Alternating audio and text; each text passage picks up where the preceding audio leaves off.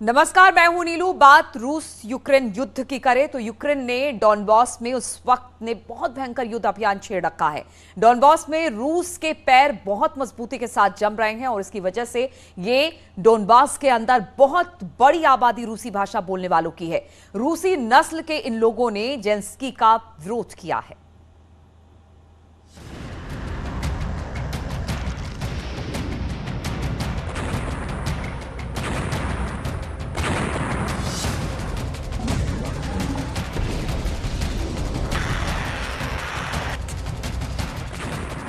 जंग में टारगेट सिर्फ और सिर्फ एक ही होता है, हर कीमत पर जीत।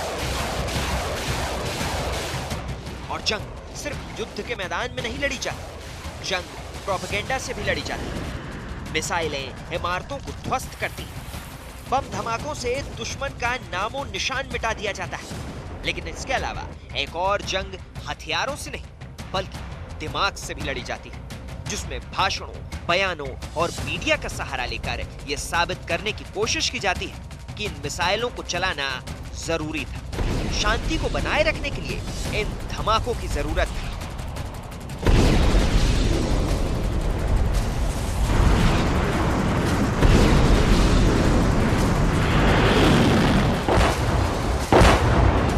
ज़ेलेंस्की और पुतिन के बीच चल रही ये लड़ाई, जो अब तक अंदर ही अंदर चल रही थी, अब सबके सामने आ गई है और पूरी दुनिया में सुर्खियां बटोर रही है। एक इंटरनेशनल अखबार की हेडलाइन देखी, रूस का दावा, उसने क्रेमलिन का समर्थन करने वाले पत्रकार की हत्या को रोका। ये एक और हेडलाइन देखी, जिसका मतलब है पुतिन का कहना है कि रूसी सरकारी टीवी के होस्ट व्लादिमीर सोलोवियव को मारने की साजिश के पीछे विदेशी जासूस। दरअसल पुतिन ने ज़ेलेंस्की पर एक बेहद गंभीर आरोप लगाया है। आरोप ये कि ज़ेलेंस्की ने पुतिन के एक बेहद करीबी पत्रकार को मारकर पुतिन को बेहद गहरा जख्म देने की साजिश रची है। अब जरा इन तस्वीरों को देखिए, कैसे एक शख्स को बेहद फुर्ती के साथ रूस के सुरक्षा बलों ने दबोच लिया है। रूस का दावा है कि ये लोग पुतिन के दुश्मन हैं, जिनको ज़ेलेंस्की ने रूस के अंदर भेजा है। पुतिन के बेहद करीब पहुंचे इन लोगों का इरादा आखिर क्या था, ये बाद में आपको बताएंगे। लेकिन सबसे पहले जानिए इस पूरे मामले के सबसे महत्वपूर्ण किरदार।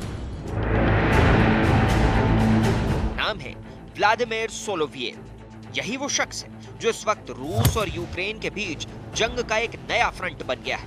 और पुतिन का आरोप है कि इसी शख्स की हत्या करने के लिए यूक्रेन ने सुपारी किलर्स को रूस भेजा था। नाम है व्लादिमीर सोलोवियव, जो रूस के अंदर पुतिन के सबसे करीबी लोगों में से एक है। पुतिन का पूरा प्रचार तंत्र, यानी रूस के पूरे सरकारी मीडिया सिस्टम में एक बेहद अहम कड़ी है व्लादिमीर सोलोवियव।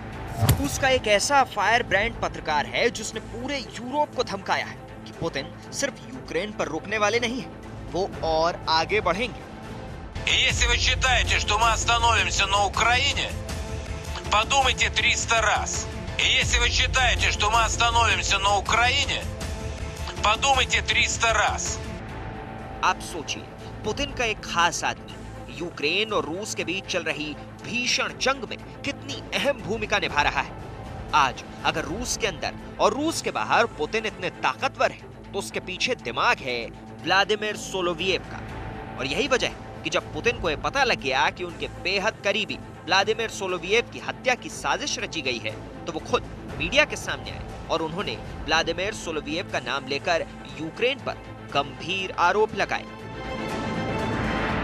Органами Федеральной службы безопасности пресечена деятельность террористической группы, которая планировала нападение и убийство одного из известных российских тележурналистов.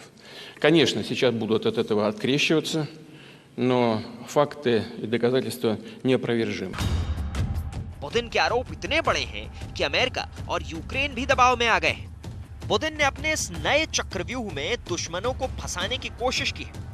सुरक्षा बलों ने जिस शख्स को अपनी गिरफ्त में लिया हुआ है, दावा है कि यही वो एजेंट है जो पुतिन के खास आदमी की हत्या करके पुतिन को बेहद गहरा जख्म देने की कोशिश में लगा हुआ था। लेकिन जिस बात ने पूरे रूस को चौंका दिया है, दुनिया को हैरान और परेशान कर दिया है कि आखिर क्यों गिरफ्तार हुए शख्स के पास से जर्मनी के तानाशाह एडोल्फ हिटलर की तस्वीर बरामद हुई। आखिर क्यों इनके पास वो निशान पाए गए जो जर्मनी के तानाशाह रहे एडोल्फ हिटलर के झंडों पर पाए जाते थे? ये बहुत बड़ी मिस्ट्री है जिसका पूरा खुलासा हम करने वाले हैं।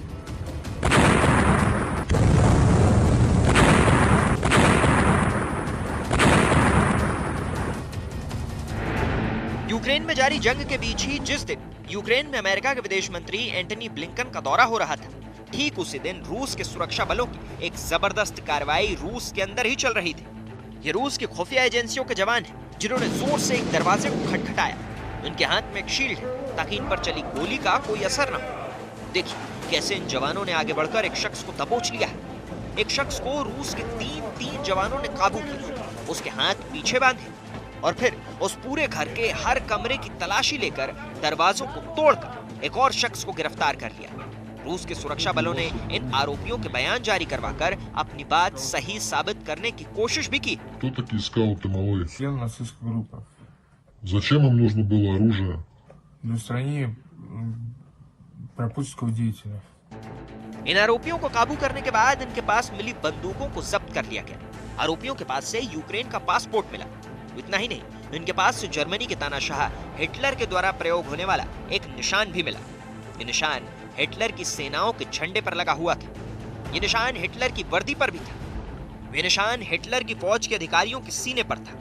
हत्या की साजिश रचने के आरोपी कुछ सोशल मीडिया साइट से भी जुड़े हुए थे, जिन पर कुछ ऐसे वीडियो मिले जिनमें कुछ लोग हिटलर के जैसा पोज दे रहे हैं। ठीक इसी तरह हाथ आगे करके हिटलर भी अपनी सेना को संबोधित किया करता था। अब आपको समझाते हैं कि आखिर रूस के राष्ट्रपति पुतिन के करीबी से जुड़ी हत्या की साजिश में हिटलर कनेक्शन कहां से जुड़ गया। दरअसल रूस के आरोपों के मुताबिक जो गैंग पुतिन के करीबी व्लादिमीर सोलोवियव की हत्या करने के लिए आई थी, वो एक नियो नाजी ग्रुप है। इन आरोपियों के पास से एक किताब भी मिली है। इस किताब के पहले पन्ने पर लिखा है, जीने के लिए मारो और मारने के लिए जियो। आप समझ सकते हैं ये लोग कितने खतरनाक हैं।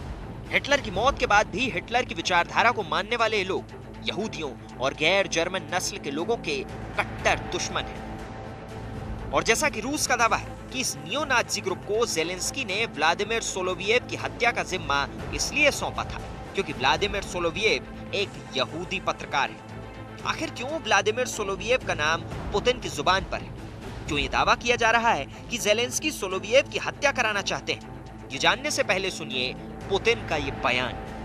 Первый план выходит другая задача – расколоть российское общество, разрушить Россию изнутри. Но и здесь заминка не получается. Наше общество проявляет зрелость, сплоченность, поддерживает наши вооруженные силы, поддерживает наши усилия, направленные на обеспечение, безусловное обеспечение безопасности самой России и на поддержку граждан, проживающих на Донбассе. खुद पुतिन ने बताया कि यूक्रेन के ही एक प्रांत डोनबास के अंदर पुतिन को लोकप्रिय बनाने में बहुत बड़ी भूमिका व्लादिमीर सोलोवियव की है।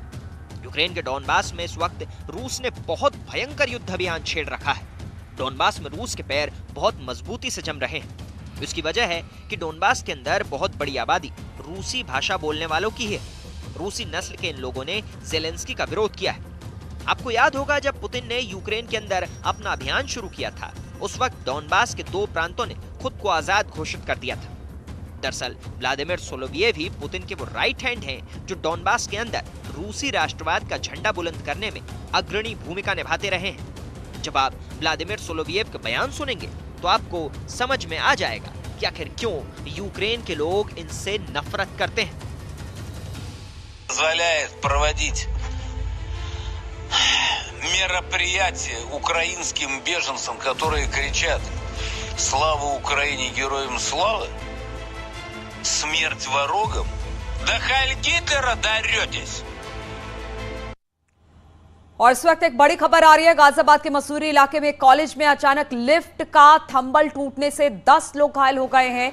एक छात्र को गंभीर चोट भी आई है, तो दूसरी तरफ बताया जा रहा है कि 10 छात्र को घायल हैं जिन्हें पासी के अस्पताल में उपचार के लिए भेज दिया गया है।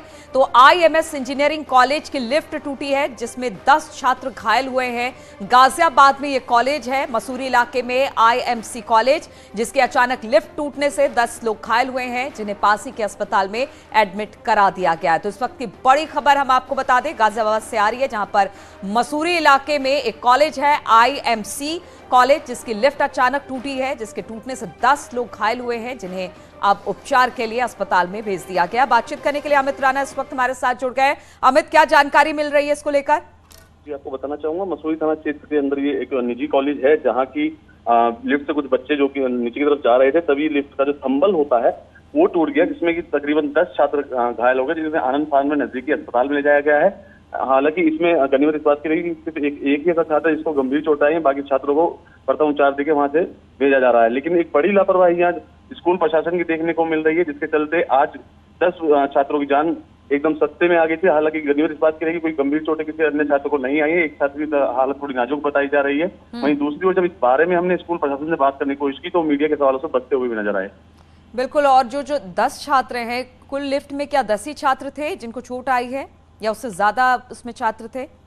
जो शुरुआती दौर में यही बताया जा रहा है कि 10 छात्र थे लिफ्ट के अंदर, 10 के 10 ही घायल हुए थे, जिनमें से एक की हालत गंभीर बताई जा रही है, बाकी सबको कहा जा रहा है कि प्रथम उपचार देने के बाद छुट्टी दे दी जाएगी। वहीं दूसरी ओर यही बताया जा रहा है कि पहले भी इसकी शिकायत की गई थी छात्रों की तरफ से कि मेंटेनेंस कराया जाए लिफ्ट का, लेकिन लिफ्ट का मेंटेनेंस नहीं कराया गया, जिसके चलते बड़ा हादसा हुआ है।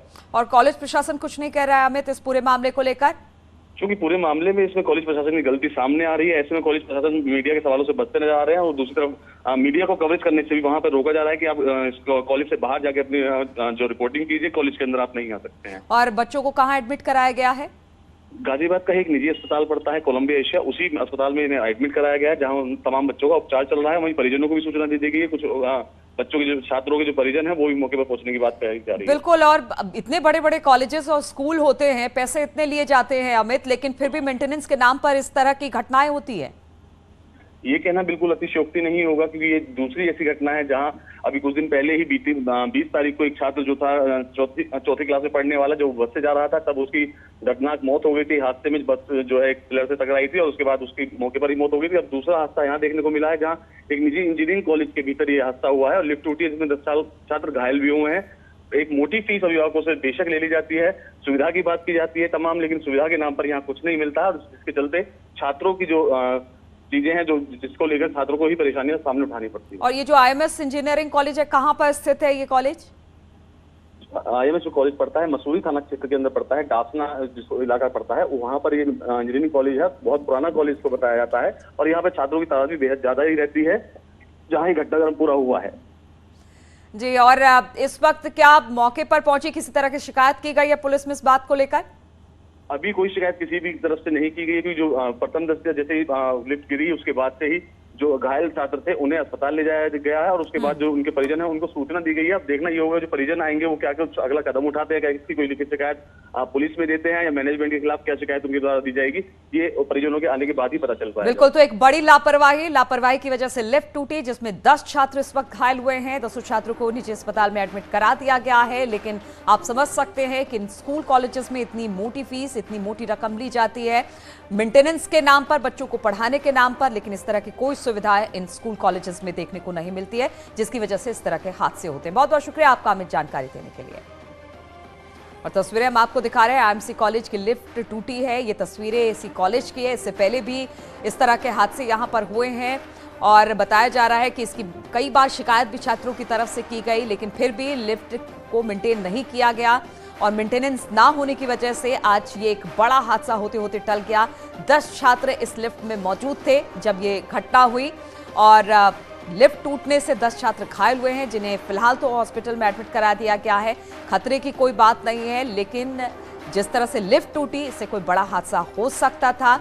लेकिन इस वक्त कॉलेज प्रशासन है, इस पर कुछ भी बोलने को तैयार नहीं है, और लगातार इससे बचता दिखाई दे रहा है। और एक बड़ी खबर और नोएडा से आ रही है, जहां पर बार में युवक की मौत का जो मामला था उसे कैंसिल होगा। लॉस्ट लेमन बार का लाइसेंस बताई गई जा रहा है कि जिस तरह से कल एक युवक की हत्या कर दी गई थी एक बार में, नोएडा के गार्डन गैलेरिया में ये लॉस्ट लेमन बार है जिसमें युवक की हत्या की गई थी। अब खबर ये आ रही है कि बार में युवक की मौत के मामले में अब बार का जो लाइसेंस है उसे रद्द कर दिया जाएगा, कैंसिल कर दिया जाएगा। यानी कि जिस तरह की घटना यहां पर हुई है, इसके बाद एक बड़ा कदम उठाया गया है। इस तरह के बार संचालक और इस तरह के काम वहां पर किए जाते हैं, इसलिए अब जो बार है लॉस्ट लेमन, उसके जो लाइसेंस है उसे रद्द करने की बात सामने आ रही है। अब इसे कैंसिल कर दिया जाएगा। इससे पहले हमने देखा था कि करीब 8 लोगों की गिरफ्तारी, 7 लोगों की गिरफ्तारी हो चुकी है। कुछ लोग अब भी इस पूरे मामले पर फरार हैं। एक युवक को पैसे ना देने की वजह से बाउंसर्स की तरफ से पीट कर, यानी कि जो ये बार है उसके लोगों की तरफ से पीट कर उसकी हत्या कर दी गई थी। पुलिस ने इस मामले में 7 लोगों को गिरफ्तार किया है और अब खबर ये आ रही है कि इस बार का लाइसेंस भी रद्द कर दिया जाएगा। आबकारी विभाग की तरफ से ये एक बड़ा एक्शन है। पुलिस कमिश्नर आलोक सिंह का बड़ा एक्शन हुआ है और अब इस बार के लाइसेंस को रद्द करने की बात सामने आ रही है। तो कैंसिल होगा लॉस्ट लेमन बार का लाइसेंस और इस पर लगातार कार्रवाई की जा रही है। इस पर बातचीत करने के लिए हिमांशु हमारे साथ जुड़ गए हैं। हिमांशु, जिस तरह से इस पूरे मामले को लेकर पुलिस कमिश्नर एक बड़ा फैसला लिया है कि अब इस बार का लाइसेंस तक रद्द कर दिया जाएगा। जी बिल्कुल, देखिए पुलिस कमिश्नर आलोक सिंह की ये बड़ी कार्रवाई, एक तरफ जहां 24 घंटे में 7 आरोपी गिरफ्तार कर लिए गए, हालांकि 2 आरोपी और अभी हैं जिनकी गिरफ्तारी के लिए टीम गठित कर दी है, लेकिन अब जो बार है उसकी बारी है, उस पर एक्शन की कड़ी कार्रवाई की जा रही है। और इसके लिए पुलिस कमिश्नर गौतम बुद्ध नगर की तरफ से एक पत्र लिखा गया है डिस्ट्रिक्ट एक्साइज ऑफिसर को और वहां से ये जो पत्र है वो आगे फॉरवर्ड किया जाएगा। आपको बता दें कि सबसे पहले इसका लाइसेंस सस्पेंड किया जाएगा और जब लाइसेंस सस्पेंड होगा उसके बाद लाइसेंस कैंसिलेशन की कार्रवाई शुरू कर दी जाएगी। यानी पुलिस जो है वो बेहद सख्त है और इस तरीके की कार्रवाई आगे ना हो, इस तरीके का जो हादसा हुआ है ये ना हो, ये सब चीजों को ध्यान में रखते हुए एक बड़ी कार्रवाई की गई है। और अब जो है लाइसेंस यानी बार पर गाज गिरेगी और बार पर जो जिस तरीके की घटना हुई है उसके कैंसिलेशन की कार्रवाई पुलिस कमिश्नर द्वारा की जा रही है। बिल्कुल हिमांशु, कल हमने देखा था लॉस्ट लेमन बार के जो लाइसेंस की किस तरह से इसको पूरे मानक पर खरा उतरता है कि नहीं, इस बात की जांच की गई थी और इसी आधार पर अब इसके लाइसेंस को रद्द किया गया, यह माने। देखिए आपको बता दें कि सबसे जो पेचीदा सवाल है, लगातार ये पूछा जा रहा है कि बार को जो अनुमति है वो रात 1 बजे तक थी, यानी बार 1 बजे तक शराब परोस सकता है। जाहिर तौर पे इस टाइम बाउंडेशन को देखते हुए और तमाम जिस तरीके के घटनाक्रम हुए, सीसीटीवी फुटेज हाथ लगे पुलिस के, ये सब देखते हुए एक बड़ी कार्रवाई के लिए संस्तुति की गई है। अब पुलिस कमिश्नर द्वारा ये पत्र लिखा गया है, डिस्ट्रिक्ट एक्साइज ऑफिसर को लिखा गया है, वो इसको आगे फॉरवर्ड करेंगे एक्साइज कमिश्नर को और वहां से बिल्कुल। तो लॉस्ट लेमन बार पर बड़ी कार्रवाई हुई है, लाइसेंस रद्द करने की सिफारिश अब कर दी गई है। इसमें पहले ही गिरफ्तारियां कई हो चुकी है। एक युवक की हत्या के बाद ये पूरा कदम उठाया गया। बहुत बहुत शुक्रिया आपका हिमांशु हमारे साथ जुड़ने के लिए। और रुकेंगे यहाँ पर छोटे से ब्रेक के लिए, फौरन हाजिर होते हैं।